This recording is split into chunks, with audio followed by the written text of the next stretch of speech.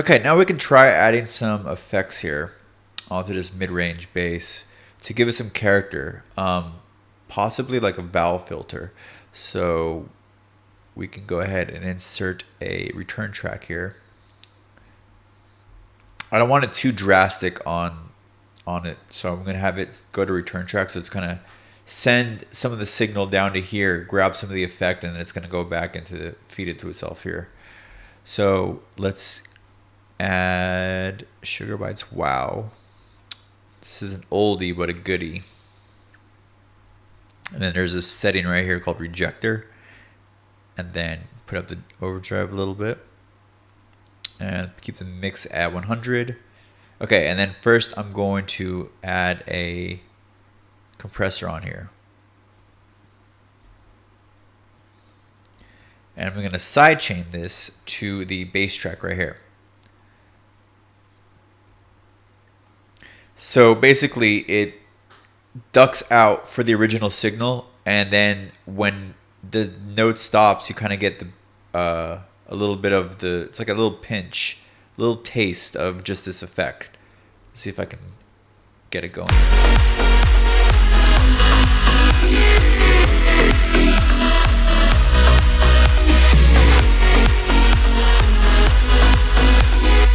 Okay, so you can hear it obviously, and it's a little too much. It's a little too aggressive. So this is where the compressor comes into play. You can see how the threshold is not even touching the volume of it. So I have to bring this down until you hear, or till this touches the green, and then you'll hear the mix of the two signals.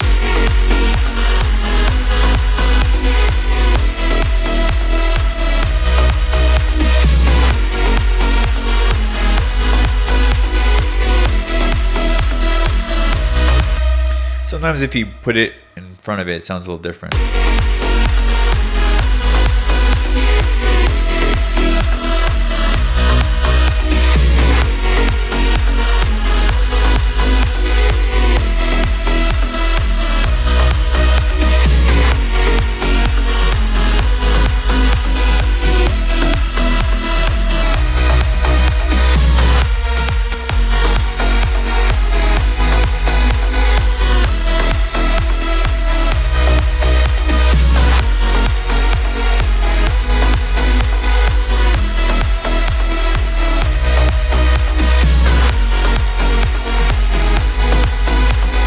Okay, so you kind of hear how it gives it character. Let's try it without it.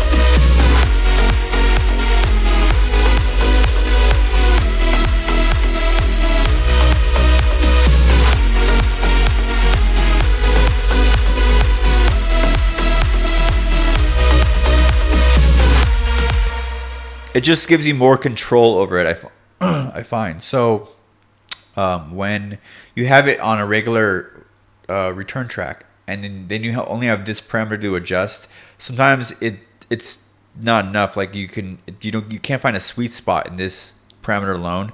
So now you can have 1 and 2 to kind of adjust accordingly to get it to sit perfectly.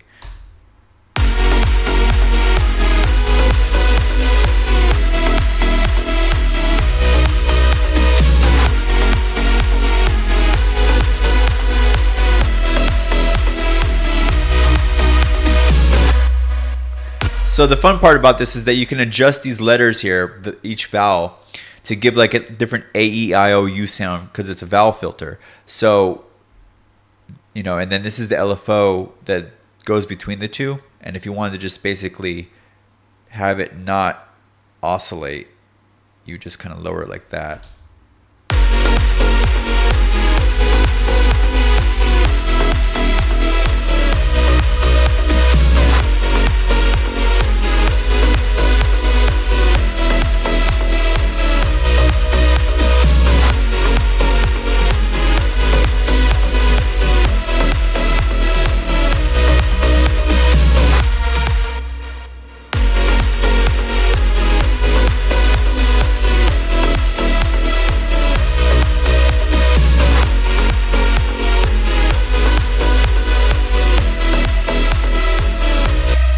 trying to find a nice sweet spot where there's a lot of character, and then when I find that, I'm just gonna like lower it just a little bit, just to give a pinch of it.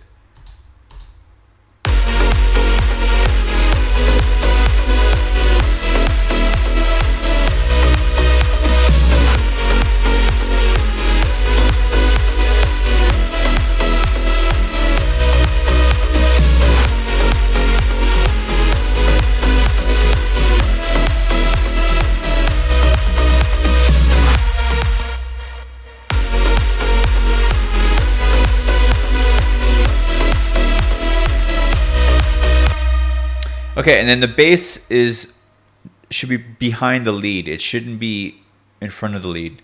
And what I mean by that is just basically that should take priority below the main melodic part of the song, which is the chords and the leads and everything. So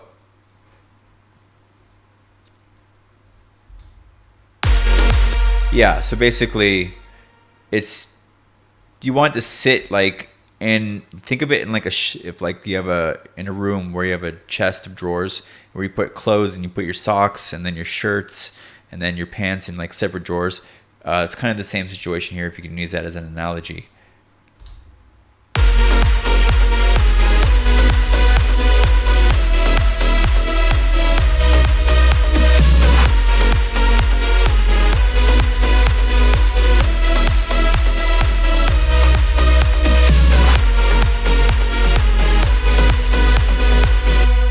But I think that's going to work pretty well for this drop here. And then for the breakdown, you really just need to, like, when the pre-chorus comes in, for instance, like, let's go listen to these little chords that we have going on over here. We could just bring this guy right here.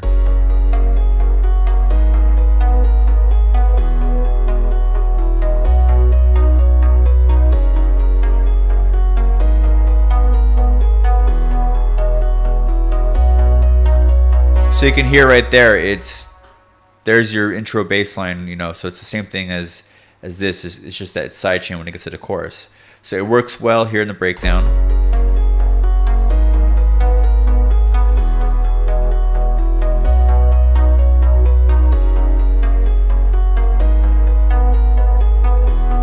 And then it works perfectly in the drop as well.